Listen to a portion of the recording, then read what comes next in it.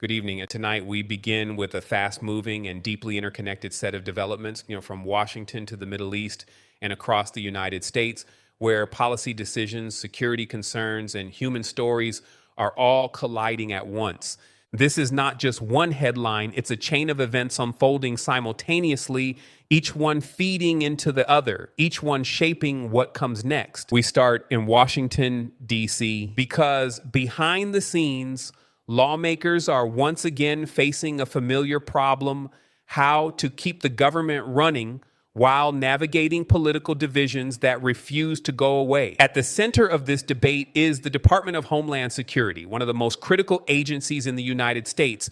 It oversees border protection, disaster response, counterterrorism, and transportation security, including the systems that millions of travelers interact with every single day. Right now, long wait times at airport security checkpoints, the kind that stretch for hours and frustrate travelers across the country, have become a visible symptom of a deeper issue: funding. Congress is now working toward a possible compromise to fully reopen and stabilize DHS operations. Senate Republicans are pushing for a plan that would fund the department in full, but with specific exceptions tied to parts of immigration enforcement, particularly ICE. And that's where things get complicated, because immigration policy remains one of the most politically sensitive and divisive issues in the country.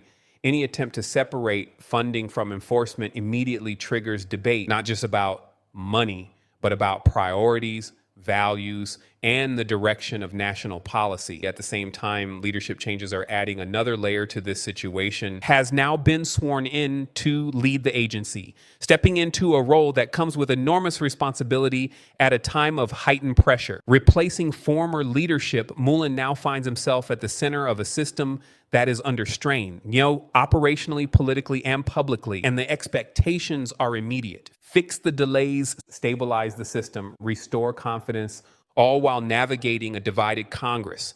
Now, while this debate unfolds domestically, the international situation is escalating in parallel. The president made a significant claim earlier today, stating that Iran has agreed to never pursue a nuclear weapon. On its surface, that sounds like a breakthrough, a potential turning point, but the reality on the ground tells a more complicated story. Because even as that statement was being made, the conflict itself has not stopped. Missiles are still being launched, strikes are still being carried out. Tehran has been hit repeatedly, and Iranian drones continue to target Israeli positions.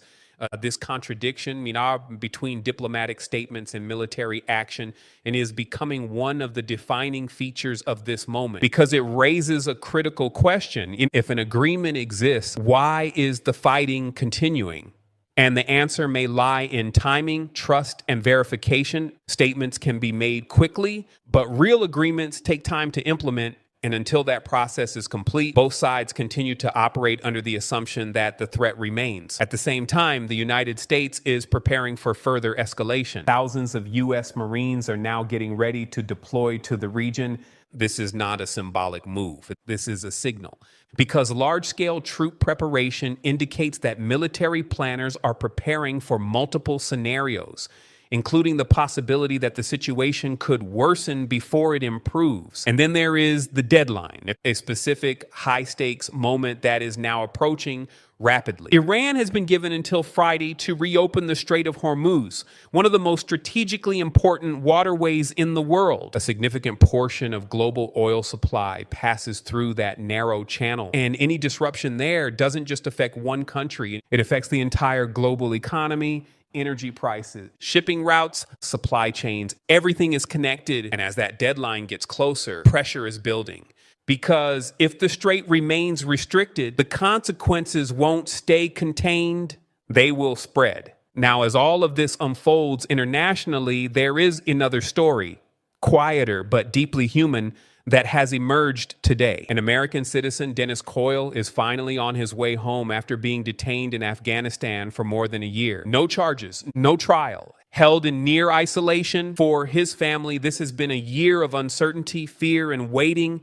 And now, finally, a moment of relief. His release is a reminder that behind geopolitical tensions, there are individual lives caught in the middle, stories that don't always make headlines every day, but they matter just as much. Now, Back in the United States, another case is drawing attention, one that is both shocking and complex.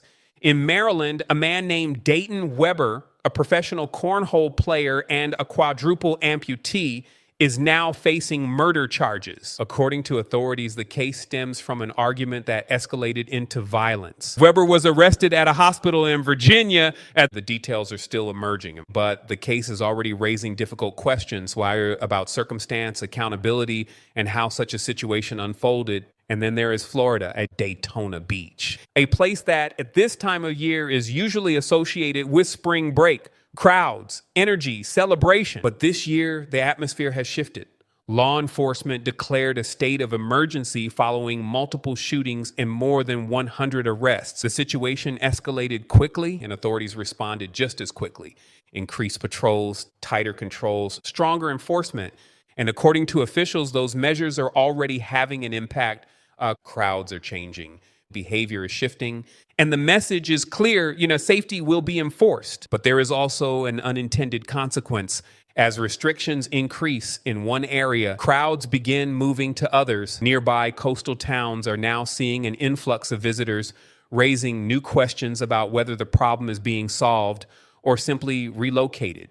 And that brings us back to the bigger picture, because what we are seeing tonight is not one isolated issue. It's a network of challenges happening at the same time. Government funding debates affecting travel and security. Leadership changes happening under pressure. International conflict escalating while diplomatic signals remain uncertain. Troop deployment signaling readiness for what may come next. Deadlines approaching that could impact the global economy. Individual human stories emerging from the shadow of global politics and domestic incidents, reminding us that instability doesn't only exist overseas. All of these threads are connected, and all of them are moving at once, which makes this moment particularly difficult to navigate. Because in times like this, clarity becomes rare. Information changes quickly. Situations evolve rapidly, and decisions made today can have consequences far beyond what anyone expects.